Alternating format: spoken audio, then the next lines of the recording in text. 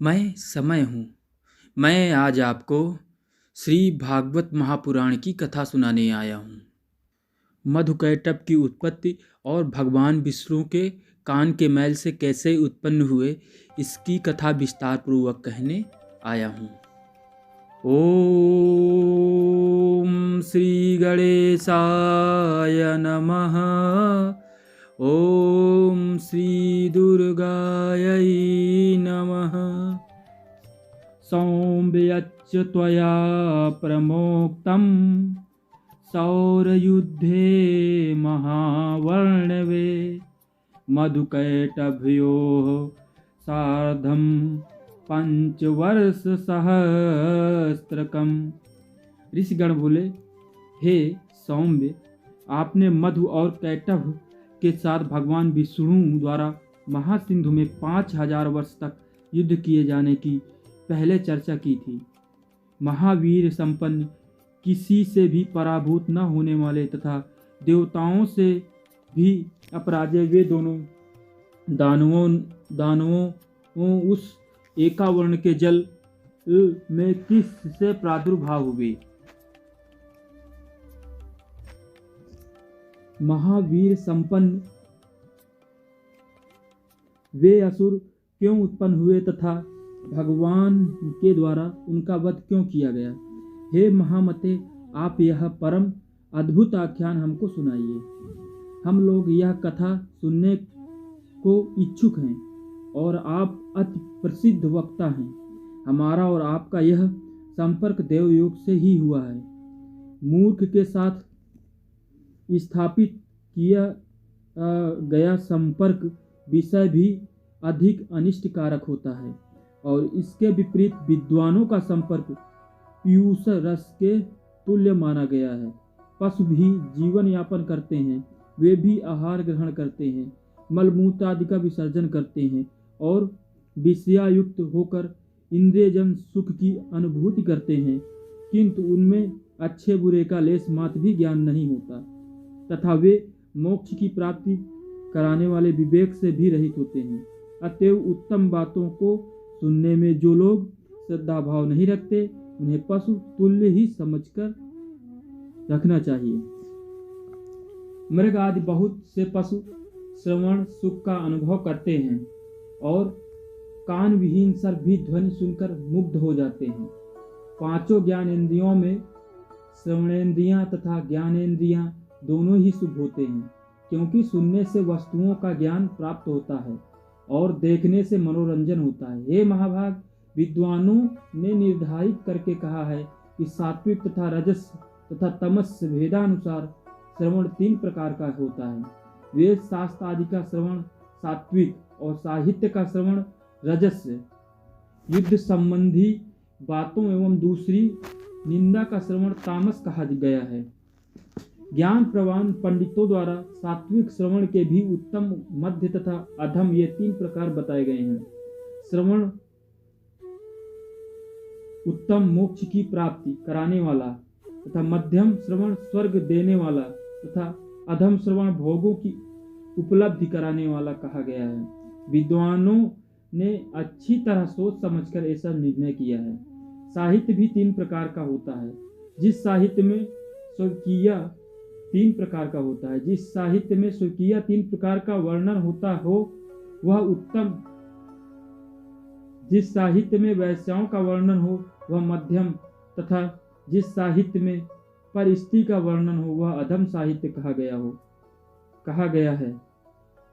शास्त्रों के परम निष्ठात विद्वानों ने तामस श्रवण के 3 भेद बताए हैं। किसी पापाचारी के संहार से संबंधित युद्ध वर्णन का श्रवण उत्तम, कौरवों पांडवों की तरह द्वेष के कारण शत्रुओं में युद्ध वर्णन का श्रवण मध्यम तथा अकारण विवाद एवं कलह से हुए युद्ध के श्रवण का अधम कहा गया है। हे महामते, इसमें पुराणों के श्रवण की ही प्रधानता मानी गई है, क्योंकि इसमें श्रवण से बुद्धि का विकास होता है, पुण्य प्राप्त होता है और समस्त पाप नष्ट हो जाते हैं। अतएव हे महामते, पूर्व काल में द्वैपायन महर्षि अर्थात व्यास जी ने सुनी हुई समस्त कामनाओं को सिद्ध करने वाली परम पवित्र पौराणिक कथा कही है।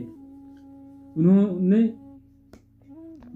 देखकर युद्ध की लालसा से वे दोनों महाबली दैत्य प्रसन्न हो उठे और ब्रह्मा जी से बोले, हे सुव्रता, आप हम लोगों के साथ युद्ध कीजिए, अन्यथा यह पद्मासन छोड़कर आप अविलंब जहां जाना चाहें वहां चले जाइए। यदि आप दुर्बल हैं तो इस शुभ आसन पर बैठने का आपका अधिकार कहाँ? कोई वीर भी इस आसन का उपभोग कर सकता है। आप कायर हैं, अतः अति शीघ्र ही इस आसन को छोड़ दीजिए। उन दोनों दैत्यों की बात सुनकर प्रजापति ब्रह्मा चिंता में पड़ गए तथा उन दोनों ने बलशाली वीरों को देखकर ब्रह्मा जी चिंताकुल हो उठे और मन ही मन सोचने लगे कि मुझे जैसा तपस्वी इसका क्या कर सकता है।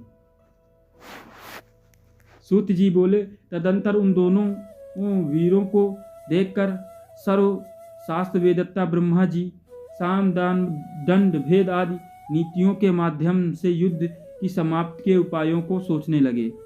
इसके वास्तविक बल का मुझे कोई ज्ञान नहीं है। नीति अनुसार जिसके बल की जानकारी न हो उसके साथ युद्ध करना कदापि उचित नहीं होता। यदि मैं इस समय इन मदोन्नत दुष्ट दानवों की स्तुति करता हूँ तो इससे स्वयं मेरे द्वारा अपनी निर्बलता प्रकाशित होगी। निर्बलता प्रकाशित करने पर इनमें से कोई एक ही मेरा वध कर देगा। इसके साथ ही इस समय मैं ना तो दान नीति और ना तो भेद नीति को ही उपयुक्त समझ रहा हूँ। अतः इस समय उचित यही है कि मैं शेषनाग पर सोए हुए चतुर्भुज एवं पराक्रमी भगवान विष्णु को जगाऊं। वे मेरी विपत्ति अवश्य ही दूर करेंगे। मन में ऐसा सोचकर कमल नाल का आश्रय लेकर पद योनि ब्रह्मा जी मन ही मन दुखनाशक विष्णु जी के शरणागत हो गए। वे शुभ संबोधन द्वारा योग निंदा के कारण स्पंद रहित उस नारायण जगत उत्पत्त भगवान विष्णु को जगाने के लिए उनकी स्तुति करने लगे। ब्रह्मा जी बोले, हे दीननाथ, हे हरे, हे विष्णु, हे वामन, हे माधव, हे भक्तों की पीड़ा हरने वाले, हे हृषिकेश, हे सर्वव्यापिने, हे जगत उत्पत्ते, हे अनंत स्वरूप, हे वासुदेव, हे अंतर्यामी, हे जगत के स्वामी, हे दुष्टों तथा शत्रुओं का संहार करने में एकाग्रचित वाले, हे चक्रधर, हे गदाधर, हे सर्वज्ञ, हे सर्वलोकेश, हे सर्वशक्तिमान संपन्न, हे देवेश, हे दुखनाशक, अब आप उठिए और मेरी रक्षा कीजिए। हे विश्वंभर, हे विशालक्ष, हे पुण्य श्रवण कीर्ति, हे जगत इष्टा, हे विलाक्ष, हे पुण्य श्रवण कीर्तन, हे जगत तृष्टा, हे निराकार, हे सृष्टि, हे पालन संहार के कारक, हे महाराज, ये दोनों मदोन्मत्त दानव मेरा वध करना चाहते हैं। हे सर्वाधार, मैं इस समय संकटग्रस्त हूँ, क्या आप यह नहीं जानते? हे महाविष्णु, मैं इस समय दुख से अत्यधिक पीड़ित हूँ और आपके शरण में हूँ। ऐसी स्थिति में यदि आप मेरी उपेक्षा करेंगे तो आपका जगत पालन नियम निरर्थक हो जाएगा। इस प्रकार से स्तुति करने पर भी जब योग निंदा में लीन भगवान विष्णु नहीं जगे, तब ब्रह्मा जी ने विचार किया कि विष्णु भगवान अवश्य शक्ति के अधीन होकर योग निंदा के वश में हो गए हैं, जिससे ये धर्मात्मा नहीं जग रहे हैं। अब दुख से पीड़ित मैं इस समय क्या करूं? अहंकार के मदों में चूर वे दोनों दानव मुझे मारने के उद्देश्य से यहाँ आ गए हैं। अब मैं क्या करूं और कहाँ जाऊं? अब तो मुझे शरण देने वाला कोई भी नहीं है। इस प्रकार मन ही मन सोचते हुए वे निष्कर्ष पर पहुंचकर एकाग्रचित हो उन भगवती योग निंदा की स्तुति करने लगे। उन्होंने अपने मन में यह दृढ़ निश्चय विचार रख लिया कि वे ही महाशक्ति मेरी रक्षा करने में समर्थ हैं, जिन्होंने भगवान विष्णु को भी चेतनाहीन तथा निस्पंदन कर दिया है। हे देवी, यदि यज्ञों में वैदिक और महान विद्वान हवन कार्य के समय आपके स्वाहा नाम का उच्चारण न करे तो देवगण अपना यज्ञ भाग नहीं प्राप्त करते, अतएव आप ही देवताओं का भी भरण पोषण करती हैं। हे भगवती, आपने पहले ही समय पर दैत्यों द्वारा उत्पन्न किए गए भयों से हमारी रक्षा की है, उसी प्रकार इस समय भी हमारी रक्षा करें। मैं आपकी शरण में हूँ। हे देवी, हे वरदे, मधु के साथ भयानक इस कैटभ को देखकर मैं अत्यंत भयाक्रांत हूँ। आपकी योग माया ने भगवान विष्णु के शरीर के सभी अवयवों को अपने वश में कर रखा है, अतः वे मेरी इस विषम विपत्ति को नहीं जान रहे हैं। हे महाभावे, या तो इस समय आप आदिदेव को मुक्त कर दें अथवा इन दोनों दैत्यों का वध कर दें। इनमें आपको जो उचित जान पड़े वह कीजिए। हे देवी, जो मन बुद्धि प्राणी आपकी विशिष्ट महिमा को नहीं जानते, वे ही विष्णु तथा शंकर आदि की आराधना करते हैं। हे जननी, आज प्रत्यक्ष प्रमाणों के रूप में मैं आपकी महिमा देख रहा हूँ कि भगवान विष्णु भी प्रगाढ़ निंदा के वशीभूत होकर सो रहे हैं। आपकी शक्ति के वश में पड़े अपने पति भगवान विष्णु को इस समय सिंधु सुता लक्ष्मी भी नहीं जगा सकती, क्योंकि हे भगवती, मुझे ऐसा प्रतीत होता है कि आपने ही बलपूर्वक लक्ष्मी को भी सहन करने के लिए विवश कर दिया है, जिससे वे भी नहीं जाग रही हैं।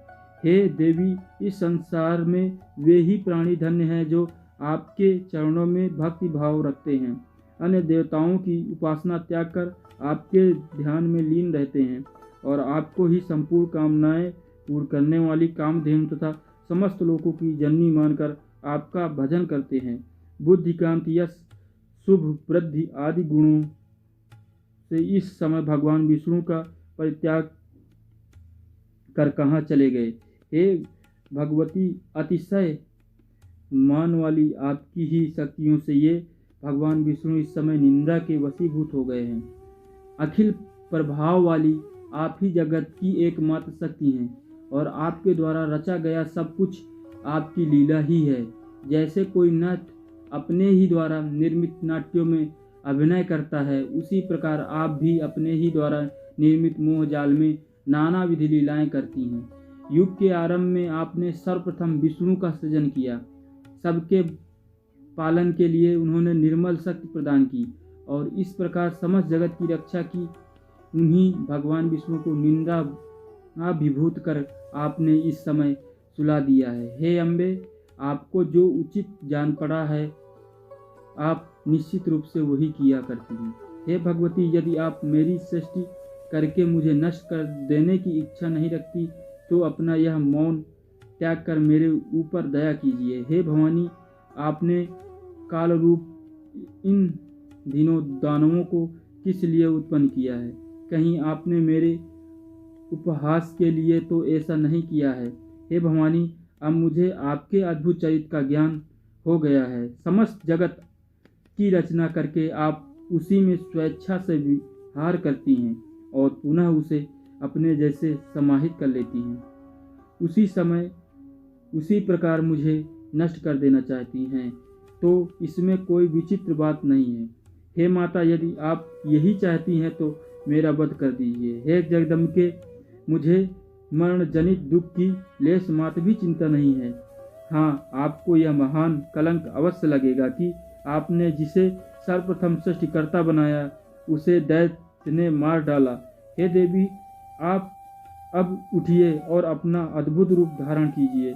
हे बाल लीला कारिणी, आप अपने इच्छानुरूप चाहे मुझे मार दें अथवा इन दोनों दैत्यों को मार दें, या तो भगवान विष्णु को जगा दें जिससे वे इन दोनों का वध कर दें। यह सारा काम करने में आप ही समर्थ हैं। ब्रह्मा जी द्वारा इस प्रकार स्तुत किए जाने पर विष्णु के शरीर से निकलकर तामसी देवी उनके समीप आ खड़ी हो गई। तदंतर अतुलित तेज वाले विष्णु जी के समस्त अंगों को छोड़कर योग निंदा उन दोनों का संहार करने के लिए बाहर निकल आईं। योग माया के प्रभाव से मुक्त हुए वे जनार्दन जब चेतना युक्त शरीर वाले हुए तब उन विष्णु को देखकर ब्रह्मा जी परम प्रसन्न हुए। बोलो देवी माँ की जय।